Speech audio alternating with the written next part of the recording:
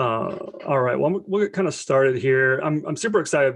Jerry and I were talking offline before the webinar started, and this is our first event that we've had where Jerry is a clinician, but we're doing a topic that's not, physical therapy or surgical related. So it's, kind of more aimed for the business owners and the managers and the front office staffs around the country on how they can kind of better things. But kind of a brief background on Jerry, and I had a chance to meet him at a Portland conference. I believe that was like in 2013, that was hosted down there.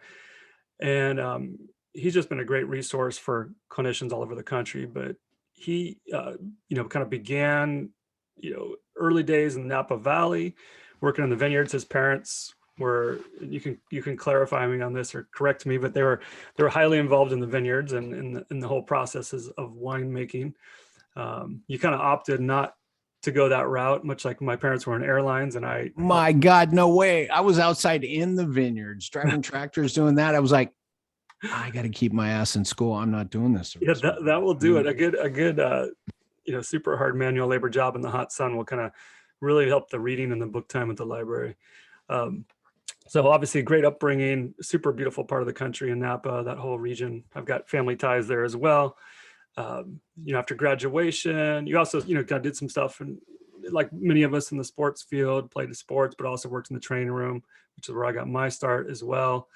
Went to physical therapy school, came out, and after a period of time, did some inpatient, did some outpatient, and then began a very successful group of clinics in San Francisco called San Francisco Sport and Spine, managed multiple clinic locations, tons of staff, worked with another friend, Sturdy McGee, there too. And we have a lot of connections in San Francisco together. And so it's kind of fun to have you on the webinar. What really prompted this was, besides loving Jerry's content online, which is very manager and front office focused, which I think is a huge blind spot for most owners that I talk to, that I consult with, that I've had the pleasure of meeting. I think you kind of bring it to the forefront. You make it cool, I guess. And you're kind of an outlier from a physical therapy and like an APTA standpoint, even though you are involved in it, is that you have like really great, concise marketing. So it's really clean, really crisp. And so I think that was something that would kind of, I thought, be of value to our staff, to people around the PT group, and others that might want to explore a relationship or get some questions from you answered. So with that being said, first thing, housekeeping, and that is use the Q&A if you have questions that come across. People did send questions in ahead of time, so we'll be kind of working our way through those as well. But don't hesitate. If it seems like it's a logical part of where we're at conversation wise, then we'll jump on that as well. So this is the first of a 3-part series that we'll do over the next course of months, but this first one is on arrival. So really the focus being on how do we get, we're kind of assuming that the funnel has already kind of been set. We've got the person kind of, working their way towards the decision of physical therapy. How do we get them to actually show up at the clinic and, get squared away on a plan of care, and then, kind of working our way towards completion of that plan of care. Second in the series will be pay. How do we, and Jerry can go into more detail on that at the end of the webinar, but how do we get people to pay, and what's the least friction and the most efficient for both the customer and for the clinic. And then the final one is stay, and that's kind of completion of plan of care, and probably really kind of the reactivation. You're basically setting the groundwork for reactivation. So that's kind of our teaser or my plug for the other two. This one, again, we're talking arrival. So I'll let you kind of chime in a little bit, and I have questions that we already kind of have gotten sent in, and you can kind of start digging into those. You have a question? I do. So, are there any questions? So hopefully everyone's clear on that. So the first kind of get the ball rolling, kind of what are you seeing or be the three, if you had to put three kind of your main or most important things to look at when starting this process of kind of doing the forensics and kind of breaking down or doing some self-reflection of your front office and your business practices and processes? So it's a great question. And fortunately, done some work on this weekend. So here's the thing. Oh, let me look at the book real quick. Hold on. The 4 Disciplines of Execution. My bookshelf's right here, right? And this really came out, and this was a big tipping point for me in this world of understanding how to manage a person moving through a journey in a business. And yes, all those words were very purposeful. And this 4 Disciplines of Execution was an excellent book that I recommend to anybody because it really pulled a lot of things together. This connectedness I talk about of a patient's journey. How does the front desk connect with the providers, connect with the billing team, connect with the assistants, connect with the aides, right? How can we connect all this together? So of the 3 things, the most important thing to start with is a common team goal. And this is missing so many places, right? So a common team goal. And let's just use physiotherapy practice, right? Like a completed plan of care is about the bestest common goal I could come up with, because a completed plan of care becomes a business and it becomes a patient success metric. So we need this high level metric. Then what I need next is to understand the patient's life cycle. What are the touch points and interactions this person is going to have and with whom in my business, electronically, right? Any of it, all the way through from initial contact through a completed course of care and then beyond, even into activation. But really, we're going to talk about that. And then the third thing, so we need this common team goal, right? That everybody's moving towards. We need to understand the patient's life cycle within the business practice clinic we created. And then lastly, we need to understand the experience. Here we go. The experience we want to create for this person, because the experience is what you are going to create your systems and your processes around. So I understand their journey and I say, okay, during this part, I want these good things to happen. That I insert the systems and processes into my patient's journey to arrive at this patient experience that will deliver that common goal. And that connects everybody in the business together. So those are the 3 things, right? We must start with. What do you think, just to kind of play off of that too, what is the shortcomings or what's the pitfall for companies not kind of having a goal or a focus? Yeah, like where is that falling through? Is it busyness or is it just lack of awareness? Yeah. So I just had a meeting this morning with a brand new group that I onboarded, and I met with their front desk team. And there's no, and bear with me on this because I will never throw a front desk person under the bus. I will always throw the owner and the clinic manager and the front desk manager under the bus. I never will throw, right? All the secret callers, everything. So I've never met a front desk person that wasn't busy, and legitimately they're busy. Yet that word busy says you're telling me you don't really understand what your responsibilities and tasks are and the accountabilities that lead to the next step, what you're doing. And everybody who's busy, they're running around because the owner, the clinic manager, hasn't given them this bigger goal, hasn't told them their accountabilities. They give them a bunch of tasks, say, get these done every day. So I guess I can get paid. So what do? You keep yourself busy. So that, to me, calling, I posted the other day, I did a secret caller about 2 weeks ago, and I posted afterwards, and it wasn't dramatic. It was like, the first phone call is a look. I'm looking straight into the soul and the culture of your business. And when that thing is sporadic and about the business and there's dead air and I hear typing and I get to the end and everything was about you, then I already know what I'm showing up for. Right. Yep. I think the person on that first call too, they want to share a little bit about their case, even though I know the front office person is not going to be the person treating them, most likely, unless it's a single practitioner office, which we've both been in before. In that case, it was the case. But it makes you feel heard for sure. And I think that probably your arrival rate, which is something we'll talk about later, has to improve just on that alone. Yeah, and it will. And so what I've done, right? So I think you brought up a great point of Ben just saying that this person wants to be heard and they do want to share a little bit. And here's the kicker. As a person, this was another huge tipping point in my understanding of this and the ability to do better work for my clients. When someone is moving through their journey within your practice, their business object. So here's their journey. There are business objectives that need to be met at every step, and there are patient objectives that need to be met at every step. And a lot of you are probably going, duh, and I agree with you. Yet until you really internalize that and go, holy shit, and then understand that at many steps, they're in total opposition of each other. Let me give you the perfect example. There is nobody on the face of the earth that has ever called a doctor's office and said, I want to do paperwork. But every doctor's office on the face of the earth will tell you about the paperwork you have to do. Now, what I'm telling you is not to get rid of I'm not telling you to get rid of your paperwork.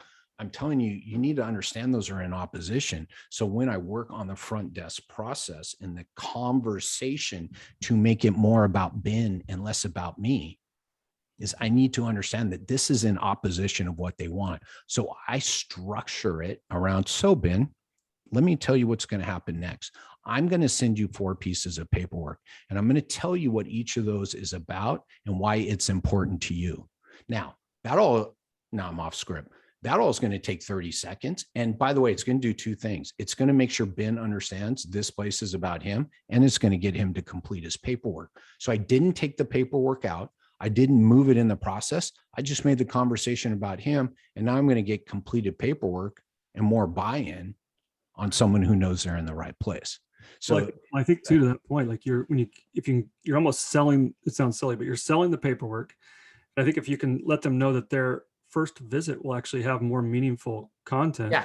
So I'm going to tell them why the paperwork's for them, right? And then I'm also going to tell them, because what happens next is I've already pitched them on their expert in that hour.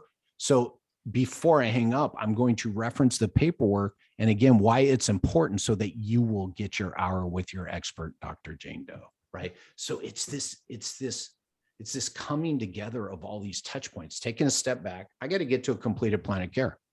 Well, if I go to the front desk in the first phone call, what has to happen, right? I start checking these boxes. Well, what has to happen for the business? What has to happen to get the patient to arrive? Because by the way, sending people paperwork has zero to do with getting someone to arrive, if you think about it. So you got to back it up and go, okay, yes, there are business objectives and patient objectives. So how am I going to check all these boxes right, as efficiently as possible? Yeah. And I think, like for our staff too, we'll get that paperwork usually 48 to 72 hours ahead. And which I think, the therapists, hopefully we've mentored them well over the years, and they want to look at that ahead of time too and see, okay, is this a calf strain or is this something that's referred from the lower back? Like you can start to kind of really make a much more efficient first visit when you kind of prep and have that ability to kind of look at that stuff ahead of time. I guess for for clinical managers and front office that are kind of on the call or might hear this, what do you feel like as you kind of approach this process? What are some of the first steps that you kind of look at, or how do and I guess maybe this is the complicating thing too. What if someone's here on a front office call and or a clinic manager, and they have to report this to the owner? How do they talk about addressing some processes in kind of a tactful, efficient, and productive way? So if you're currently listening to this and you're what I call a front desk, this is kind of a broad term, we get it, but if you work the front desk or if you manage a front desk, the goal of this work is to make the process more efficient. So if we understand this patient journey, and from the front desk, don't forget it starts at the front desk. By the way, go back and tell the person who you want to do this work, or you want them to do this work, or you want to improve this, go, by the way, I am the entry point to the business, and I actually have the biggest impact on a completed course of care. Right. And you heard that right. So I'm a provider, and I also I took calls for a year. I took all the new patient calls for a year in my business, and I did the cost callbacks. And without the first phone call, and without managing and setting expectations properly, what are we going to have later? We're going to have drop-offs. We're going to have cancels. We're going to have no-shows. The impact that this first phone call in this pre-arrival phase has on the course of care is going to return a huge ROI, return on investment, both in time, money, and energy to the business as a whole. So if you are at the front desk, say, I've got a way to increase the efficiency of moving someone through a course of care. So it requires less time, money, and energy as the business as a whole. Right now, the way tasks and duties, or when people don't come with this mindset, right? We got all these tasks and duties for the front desk. Then we got all these tasks and duties for the providers. There is way more overlap than anybody knows, just like the paperwork conversation, right? Having people show up with their paperwork done day in and day out, patient after patient, equals big things. Also, this conversation increases first visit arrival, right?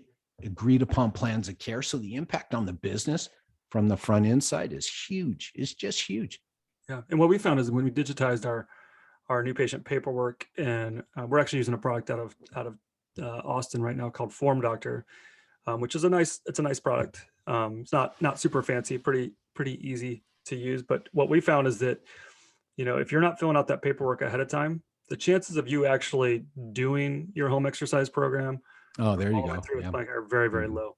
And if some, and for some, if that's a deterrent to even fill out the paperwork and explain your situation, then you're probably not the type of patient we're really looking for. And that's a good point. That's a good point, right? So the better we manage this upstream and we put these, let's call it automation, in place, it's still about managing and setting expectations. Yep. So back to what Ben just said, part of the work I do and to get people to understand is not everybody you talk to today should go on the schedule, which stops everybody dead in their tracks. I'm like, I know, because here's the deal. Here's the other thing that's going to happen for those who are doing the work that we're talking about today.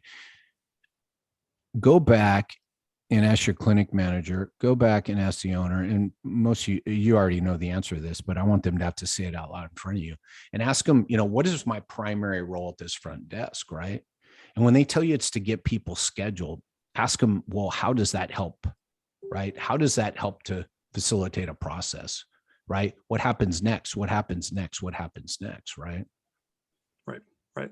Yeah, I think get them on that same plane, on the same goal. And maybe kind of going back to your first comment too, having that goal, is that something you would suggest clinics, setting aside time and meeting as a group, or how would you, what's the best practice that you've seen done for goal setting or kind of expectation setting? And and the side thing on that too, just while I'm thinking of it, is that I think you've been very great on social media and things about setting expectations. And I think when you do that, not to interrupt my own question, but I think you do a great job of that. And I think more people need to do that on setting expectations. Because if you don't set them for them, they'll set their own, and they could be low, they could be high. You don't really know. So let's go back, get the team together, right? Because we're going to talk about, I thought you were going to set expectations with the team, and I agree. Going all over. I've got some clients who are just kicking butt right now because they're executing on this stuff. And what they've done over time is, right, you break this big picture out to the whole team. So by the way, I'm a sports fan, and you don't need to understand sports because whatever you like, unless it's like an individual, but a team sport, every team sport I know does a great job on bringing the team together, putting the big overarching goal up. We talk about it. We talk about the certain roles, how the team's going to come together and do this. And then what do? You break the team apart, right? The linemen go this way, the running backs go this way, the outfielders go this way, the infielder goes this way. But only after we got the team together and go, okay, this month, this week, this is what we're working on as a team. And because of this process, everybody knows their role when you're coming together to achieve this. And they're thinking about other people, right? I always give the example, the left tackle doesn't need to know, right, how to throw a football or run a football, but he has to know when the play's called, what is his job, so that can happen. That's the way I look at this. So you bring the team together and say, look, we're going to connect the dots in this patient's journey within our practice.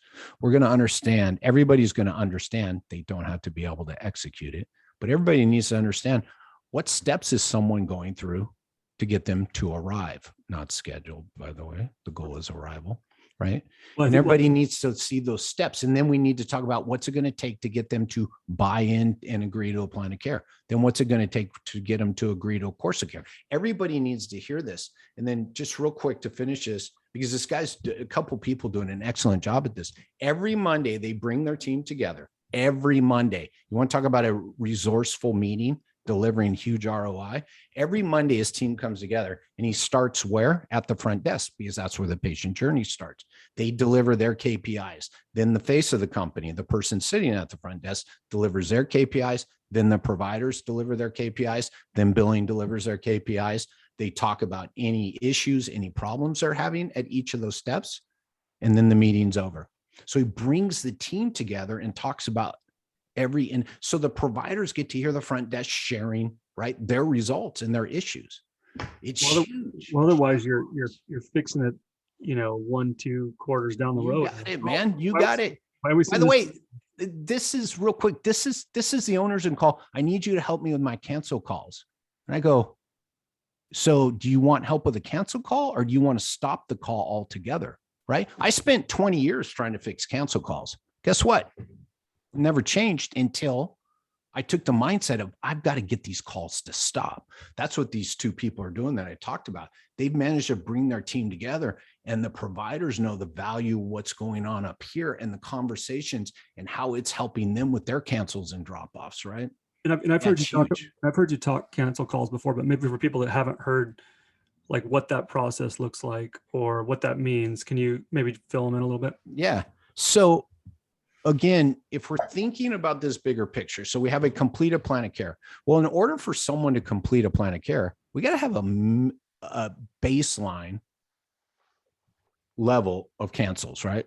So roughly, I look at it as any one patient going through a plan of care is going to cancel, meaning I might even argue move their appointment. I'm doing a lot of work on this right now, 2 times. Okay.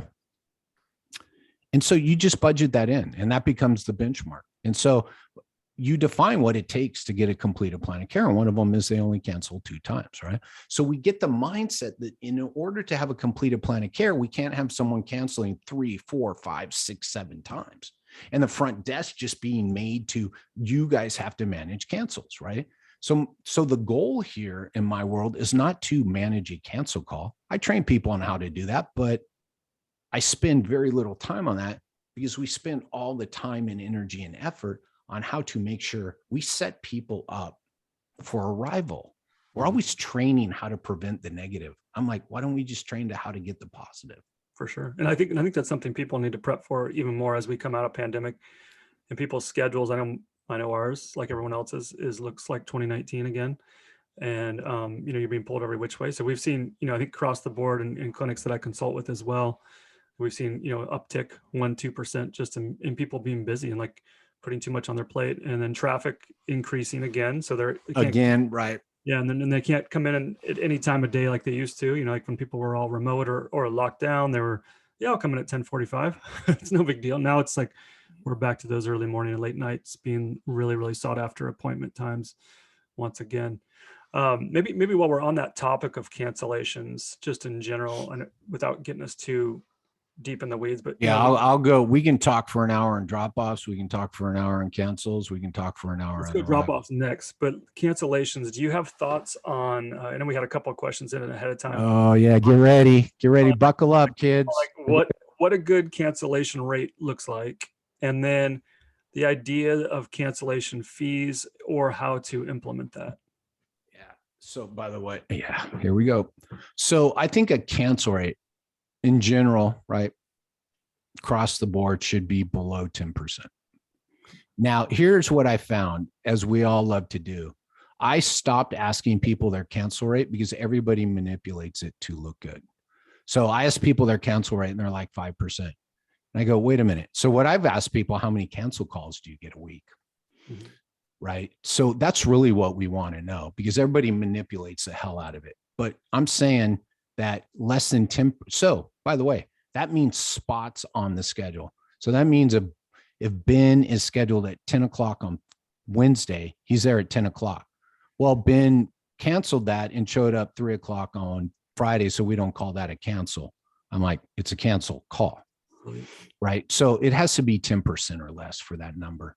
Yeah. Would you see that the capacity would be somewhere in that same range? You want about 85 to 95% capacity? Yeah. Right. So, yeah. So I call that. So I've got one of those clinics I just referenced in that example, who meets weekly with the team, they came up with an efficiency rating, which I love. He came up with it on its own. What's They that? actually count. They not only count the number of slots filled on a Monday, they look at the names. So you want a true reading of the work to be done. How many of those people, right? How many of those slots were clicked arrived with the same people that were in there on Monday morning at 6 a.m. by Friday at 8 a.m. or p.m. I'm saying by the end of the week. So he's starting to measure that. Because here, let's back this up again. If you really want to be efficient and you really want to scale a business, and by the way, you want to show some insane value when someone shows up to buy it, start making sure, and by the way, that's a broad term, start making sure that you put people in the slots that they're going to arrive for, which is back to, don't put people on the schedule that aren't going to arrive. Right. It takes some discipline too, right? Oh yeah, it's hard as a business owner. Put everybody on the schedule. I'm like, yeah, that's sweet. That 30%, vacancy rate, let's call it, right? Yeah, that's sweet. Put everybody on the schedule. And by the way, oh, what a coincidence. Your front desk team is turning over and over. Really? I wonder whose fault that is. Well, you look at the sheer amount of work for that, the amount of calls and emails for that. And your thoughts maybe on cancellation fees. I know you and I talked a little bit beforehand what we do, but what are you seeing best practices around the country, around the world, because you do international stuff? So here's what I see very few people doing, which is what I believe needs to be done. We need to reward arrival, not punish cancels.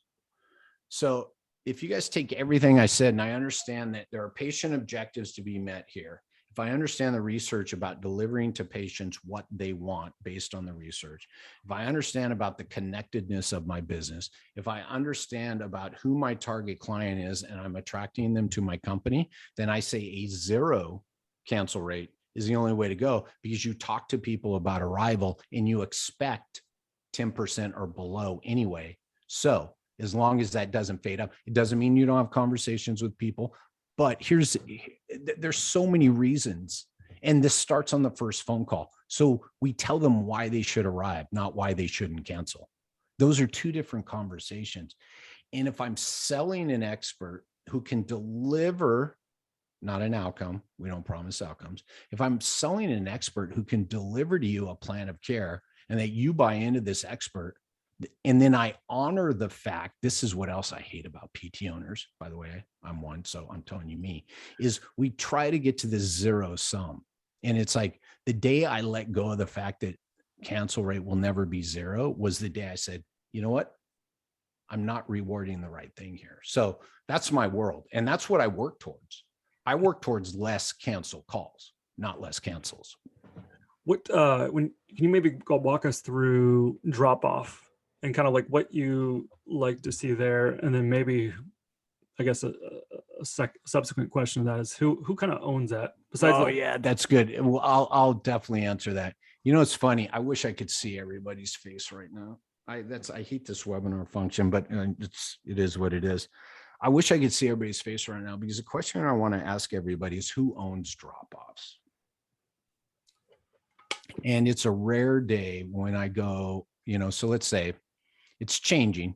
Everything's changed over time since I started this. So more people are answering in the direction that I like, which is who owns drop-offs? And it's like, well, my front desk owns drop-offs. I'm like, how? Why? Because they took the call, Jerry. Yeah. And then it's like, well, okay, well, no. My providers own it, but my front desk gives them. Thank you, Caitlin. My front desk gives my providers the list of their patients that dropped off, of which you're going to get this from me. Long drawn out dead air, because you're going to get uncomfortable shit. And I'm going to go, your providers don't know that the person they were in charge of, the person they were going to build a professional relationship with, the person they were managing their plan of care, they don't know that person's not on their schedule. I'm like, I think we found the problem. Right. So that's my provider. visit. So here, and the delineation is not arrival. The delineation is about visit 2, because what I found is people who drop off from evals and after visit 1, their expectations were not set properly by the front desk. So the provider shows up and delivers on what they would do and the way they would do it. And the front desk didn't do the right work to set up the expectation of what to expect from that provider. So after visit 2-ish, I go to the providers. Before visit 2, I go back to the front desk. And when I say go back, it's just like, hey, let's look at this, right? One doesn't make a trend, right? And definitely on the back end, when you're talking like a longer rehab, ACL recovery, that sort of situation, the PT or the provider in any healthcare system totally owns that. Because even people with their orthopedic surgeon, they don't know, am I supposed to go back? I don't even know. It's like, how do you not know? Like, well, they didn't tell me to reschedule, or, so I think the PTs that don't kind of walk the patient out and they just kind of, let them kind of figure things out for themselves at the front desk, they're kind of a little bit lost. They're in a little bit of hurry. And then many times they never remember to schedule again. So, but I think with the way the reporting is now in most EMRs, like to avoid these drop-off lists, like it's pretty easy for PTs to reach out via email or phone or even text. And, some of the texting, HIPAA-based texting systems, and kind of say, hey, is everything going okay? Do you need anything? There's really less excuse than ever in that regard. So let me give you a tangible take-home example of this. So I started working with a client, multiple sites, most of them in network, not all of them, but most of them were in network. So when we started, we were looking at changing this drop-off. So one of the very first things he did, I kid you not, within the first 30 days we worked together, is he took 15 minutes of admin time. So it cost him $0 to do this. He was already giving his team admin time, which was awesome, right? He took the admin time and he called it lost patient follow-up time.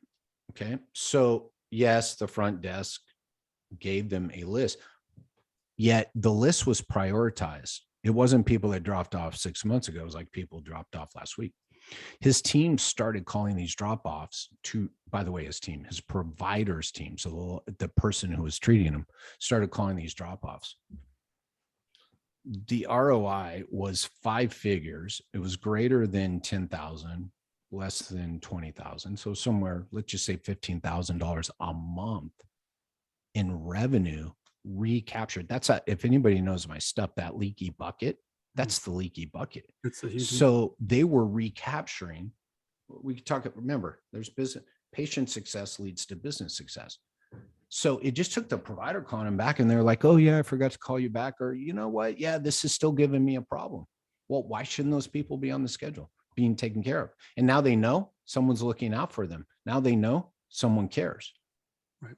Well, I think yeah. Like we mentioned, like you can get a list, everybody listening, you can get a list from pretty much any clinic. You can run a report of these people that are falling off. And I will say, to the provider's defense in this as well, is that especially at a higher volume clinic, which some people are out there, is that, yeah, you may have 200 or 300 people that have quote unquote an active plan of care. It's not really active if they're not coming in, but it's hard to kind of even remember everybody if you've only seen someone for 2 visits and they haven't been in for 5 weeks. And so you need to look at that list and familiarize yourself with the names and kind of get after it. What we do, just from our practice standpoint, we run a weekly inactivity list.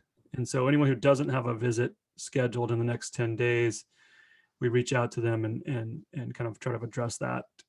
Maybe it's by design, it could be late in rehab, but we want to make sure there's a reason for it, not just.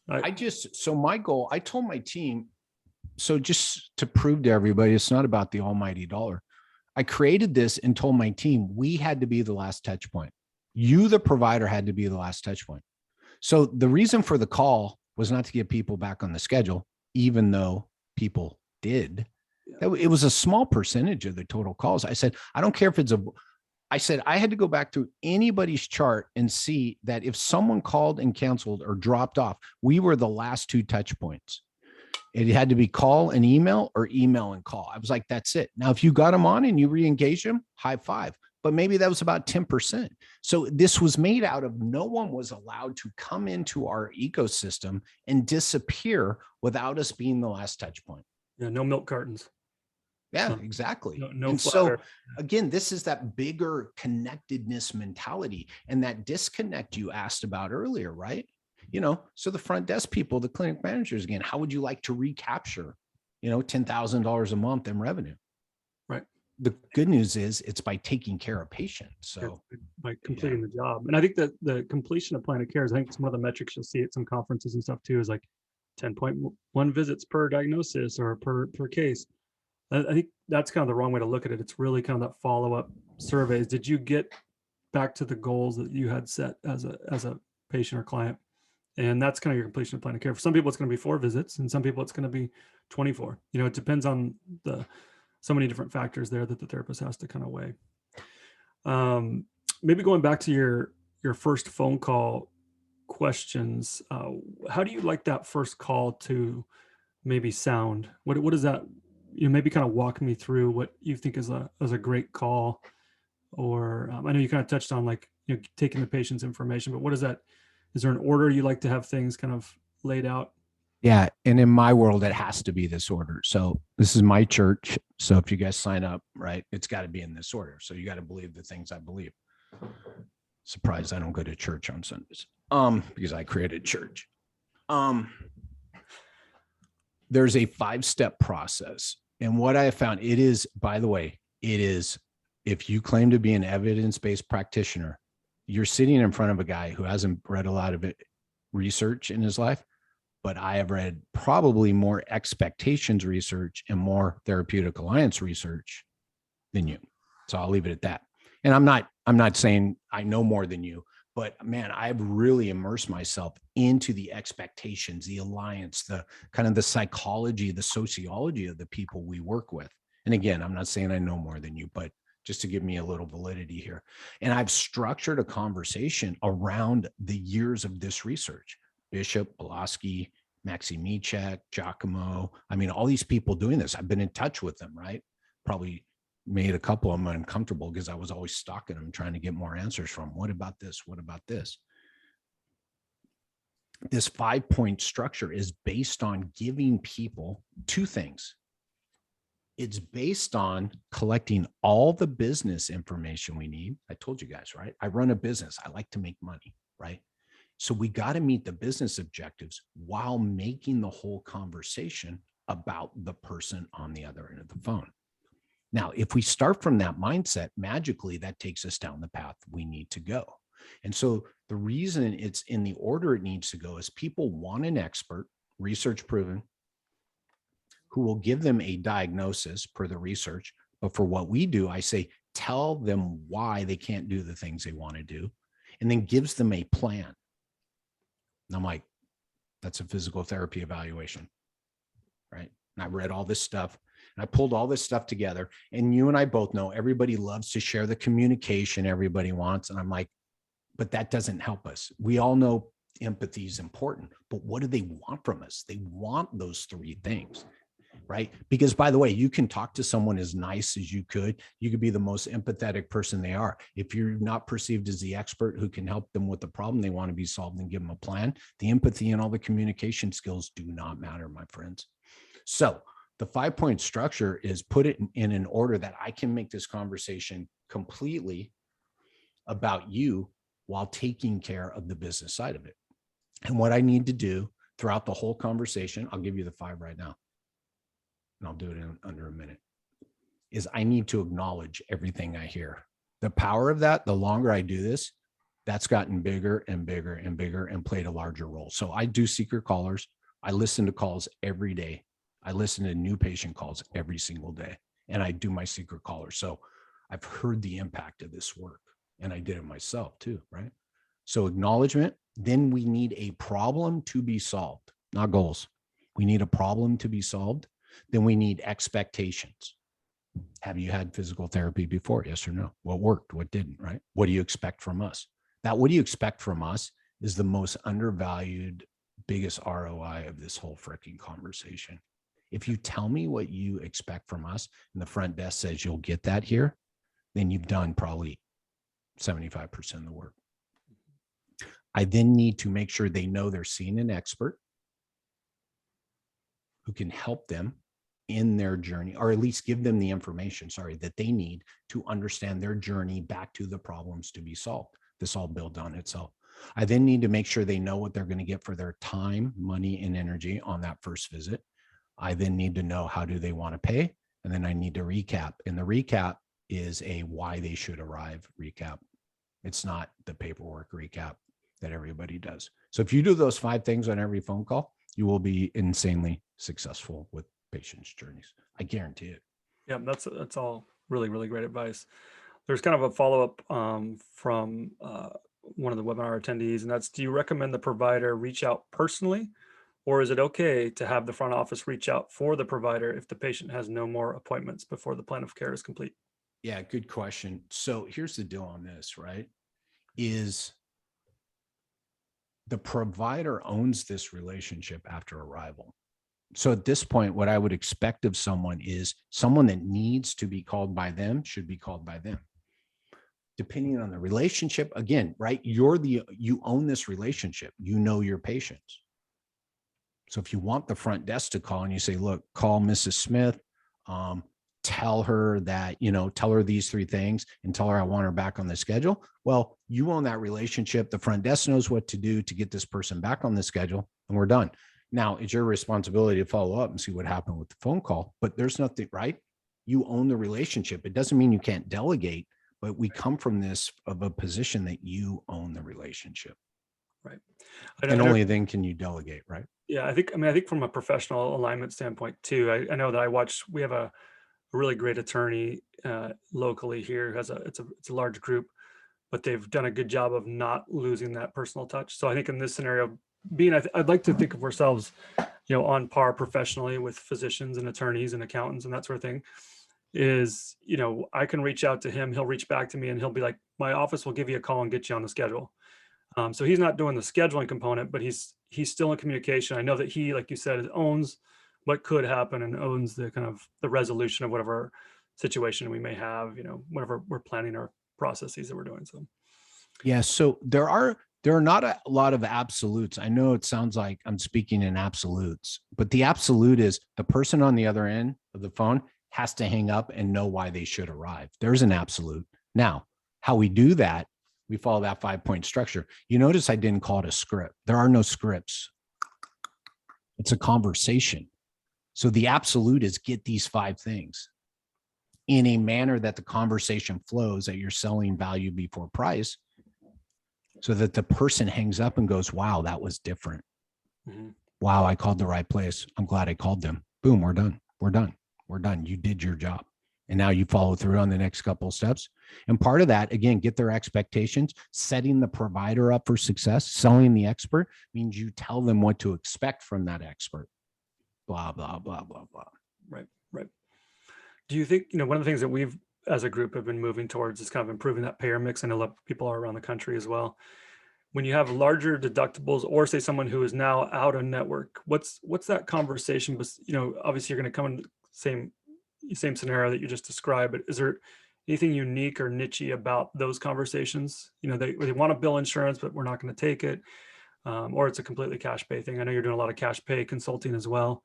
Is there any kind of pearls you have there? Yeah.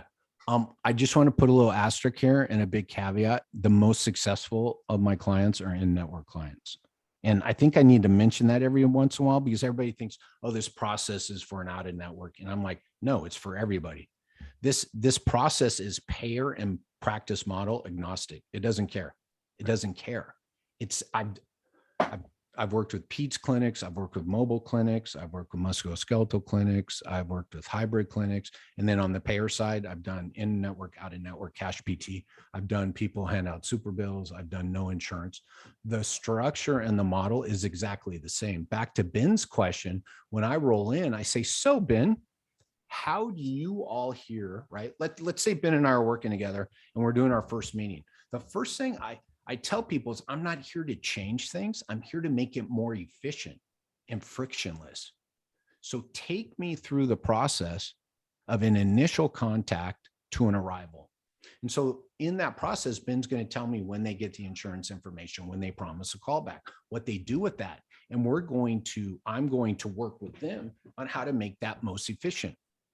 maybe, just maybe, I might tell someone, recommend someone, they might want to move the conversation up, but I never tell anybody you should go out an hour. I never tell anybody you need to do it this way. I will have a conversation around some things, but I'm not here to change his model. I'm here to make it more efficient. Ben knows his clientele. Ben knows his community. Ben knows the people he's treating. Ben knows his team and the culture he hired them into. So I'm not there to drop. I'm there to go, okay, Ben, how are we going to manage this? So that is the answer to the question. And if you guys notice on that 5-point list, number 4, if I'm not mistaken, was how do you want to pay? So the point here and the magic of all of this is not to bring up price if they didn't bring it up first. You're going to bring it up 4th. It's in the 4th position for a reason. Everything is there for a reason. So when someone asks you about price or in network, we acknowledge it. Remember, acknowledge. Yet we want to keep control of this conversation. So we're going to ask them some clarifying questions and ask them if we can get back to that. And I'm going to tell you, it's successful 80% of the time. So the clinics who tell me people only want a clinic where they're in network, I'm going to call bullshit immediately, because I listen to calls. I've done those calls and I train people to flip the conversation, and it happens. So it's interesting how many front desk people have said all people care about is the insurance. I say, that's interesting. Out of the 5 calls I listened to, you and your team brought up insurance 4 times before the patient did. There was only 1 call where the patient brought it up first. So this mindset, right, that we put these people in, that we get, remember I told you guys the business objective, there's, right? When a patient calls, I'm not going to, again, we can go forever. When a patient calls and says, do you take my insurance? What they're telling you is, I have no idea what you do. When a patient calls and says, how much will it cost? They're telling you, I have no idea what you do. It is your job to tell them that you will get them their costs. Yet what's most important, Jerry, is I make sure that our clinic, Lake Washington Physical Therapy, is the best fit for you. And I would like to do that first and then get you your cost. Will that work for you, Jerry? I'm going to tell you right now, people, 75, 80% of the time, it does. Mm-hmm. Yeah, I think so that's the structure, right? And that's how we neutralize the cost conversation. If they don't bring it up, we bring it up. We do not hang up without having it. It's because it's part of the expectation setting is part and parcel of that too. And I think we were talking about that a little bit ahead of time. Like my dad, when getting his second round of cancer treatment, he was at a capitated system, which will remain nameless, and the quality of care was not very good. And we chose to pay out of pocket to go see Seattle Cancer Care Alliance, just because the expertise and just it was a night and day experience. And so I think that's where, if you're providing that experience as a clinician and you're providing, like you said, meeting expectations and goals and outcomes and all those factors that we strive to, then I think the cost seems small for most folks. Like that's day and age, I got to tell you, and don't bring up the recession, don't bring up reflation, please, because if you think your patients, this is what's interesting. Recession didn't make people deprioritize their health or prioritize their health. The inflation didn't make people prioritize their health or deprioritize. So I love these posts. What are you going to do now because of recession with your business? I'm like, I'm going to talk to people the same exact way I talk to them. I'm going to make sure they understand why they should prioritize us over anybody else, and then allow them to make a decision that best fits them. Right. But I was doing that 10 years ago, and I'm still going to do that today. So this whole idea about insurance and price and inflation and everything, it's like, by the way, it doesn't matter if you're selling shoes, if you're a restaurant, if you're healthcare. How do I make sure people understand they should prioritize me? Follow me here, because I'm not telling them to drop other priorities. How do I make them understand they should prioritize this, and then make sure they can check all the boxes to go, I can do that or I can't. And I don't argue with them if they say they can't. Right. But if we didn't check all the boxes, right? This is the default. Oh, they said no because we're out of network. They said no because of price. I'm like, did you check all 5 boxes? Well, and I listened to the call and I'm like, no, you didn't. So they objected on price for a product they have no fucking idea. And I said, I'd only curse maybe once. They had no idea what they're buying. That's good. That's the first F-bomb in our webinar series. That's good. Oh yeah. Ask Ben. He had to sit through me getting them all out of my system early. 714, 22. No, I think the key is like prioritizing the expectation of PT for folks and making it a staple, not a discretionary income item. And because it is. Yeah. And so it's really important because I'm a sales guy, right?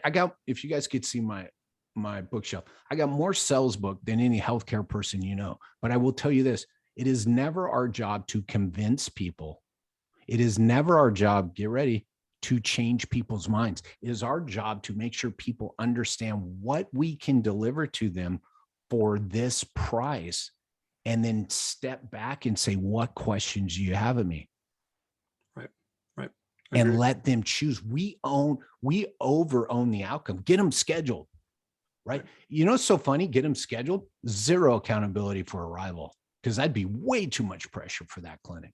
Yeah. What do you think the reason is for not achieving those 5 points? Is it, besides the training component, is it time? Is it resources for the front? I think I wouldn't go to any of that till I said, if someone hasn't been told, the accountability is arrival. So you get dropped into your seat. Probably some of the people watching this, I see you, by the way. I know who you are. You got dropped in a seat and you were told to what? Get people scheduled and fill in these lines in the EMR. So what are you going to do? You're going to get people scheduled in an efficient manner, get them on the EMR and hang up, because that's what you were told to do. So yeah, I won't even go into the other stuff. And this is why I've never met a friend. So people go, oh, how'd the secret caller go? Was it bad? I go, well, no, they delivered exactly what you trained them for. So it doesn't matter what the result is. It's what you train them to deliver. Right. Oh, I knew it was going to be like that. I go, I know, because you can train them. Yeah, I get passionate about this because we're taking this person that's so remember, I'm a provider. We're taking this person that's so valuable. I call them the entry point to the business. I onboarded a brand new front desk team. Within the first 6 minutes, I said, you are the most important cog in the wheel of patient success. And I said, if you guys aren't ready to own that, we're going to have a hard time together, because as a provider, I'm going to tell you, without you, patients don't get better. Because why? They don't show up. They drop off. They cancel. They no-show. Well, and there's a reason too for us when we have highly successful front desk people, is those end up being our future PTs. So I think I might have shared with you before in the past, but so about 75% of our clinicians are former front office aides. So Yeah.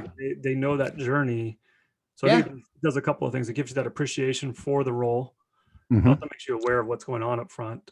So it's their job to stay in contact. And I think there's less hierarchical kind of separation or siloing going on. So I think I like siloing. I think silo is the word there. And I tell, right, everybody has siloed their healthcare practice, right, providers and others. Yeah, everybody. I don't do that. I'm it's like role related. Well, again, yeah. I think I said this earlier, but I had a good laugh, and I'm going to say it again with this front desk team I onboarded. And I go, you guys own all the negative KPIs, and the providers get all the positive ones. Completed panel cares, everything, right? Go to the providers. What do front desk own? I think I said this already. Drop off, cancels, no shows, right? And I'm like, oh, missed, right? Screwed up insurance, right? All this stuff. And I'm like, isn't that cool? We had a good laugh about that. Yeah, providers get the rosy Google reviews and brownies. So I make, by the way, the people I work with, I make them send a 3-part NPS. So based on your experience with us overall, rate it right below it. Based on your experience with our front desk team, rate it. Based on your experience with the provider team, rate it. So, and then I bonus on the provider. I bonus on the individual ones. Right. That's great. We I think, we do a survey that we send out automated for the first visit, the 4th visit, and the 12th visit. Yeah. But I see a lot of people I talk to, they do not do any surveys. And I know it's tough to look at them sometimes, but I would say the majority of them are great. And then I turn it into my marketing. Yeah. It's also more of your actionable things like, hey, the copay is not showing up on this one form, or, let's change that right away. We can be really responsive and instead of, being a little more proactive and kind of correcting things before you have multiple complaints. It's right at 1 o'clock right now. You got all the questions answered from everybody sending ahead of time, as well as from the Q&A. Is there anything you want to leave us with? Maybe a teaser for the second part, or anything that we missed today?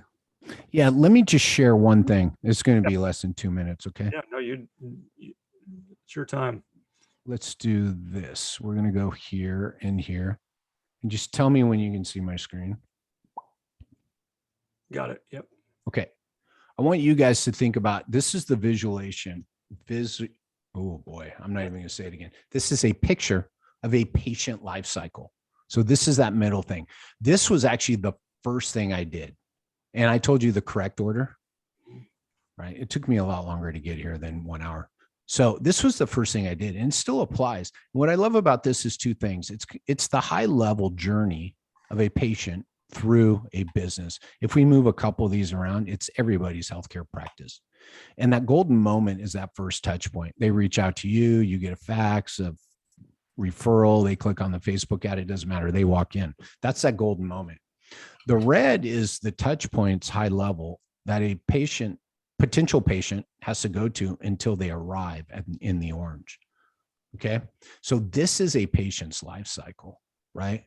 Every one of these colored portions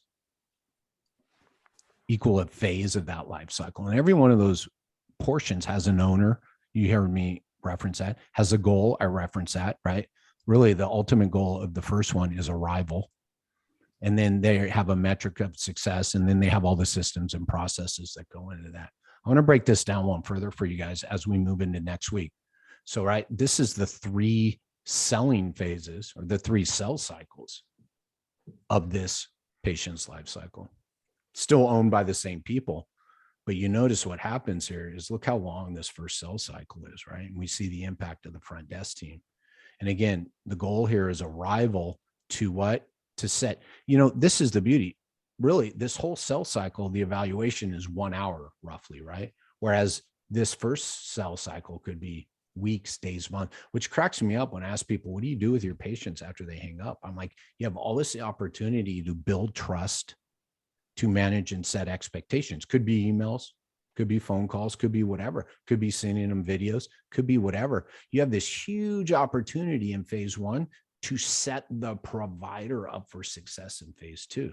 And then once you get the ultimate metric here is an agreed upon plan of care. And then step 3 is the course of care. And the ultimate metric is a completed plan of care. So I just want you guys to see this so you guys understand the visualization of it. Yeah, maybe something that's kind of lost on folks too. I know that you do a lot of marketing. I know I do a lot of marketing as well. Oh yeah, thank you. Just the getting to the golden moment in the contact is a lot of work from all all parts of at least our company. I think most companies, where you're writing blogs, you're doing content, you're at events, you're doing all these things. So to kind of miss that opportunity is kind of heartbreaking for those of us that are on the marketing teams. So that training component really plays a big part of making sure there's success and when they make that first point of contact with your front desk. So this is basically the template for a successful business, and it really overlays that patient life cycle. And the attraction phase is the marketing that Ben, thanks for bringing that up, Ben, is the marketing that Ben referred to. So that sell phase starts right at the golden moment. And then that excite and retain is the course of care. So really that selling is going on right through all 3 phases. So there's a lot of overlap here with this is again, just the blueprint for a successful business. This is what every successful business does on the face of the earth. Right. And I think there's actually some self-selling for the actual client, the prospective client too. Once they bought into, hey, I read Jerry's bio.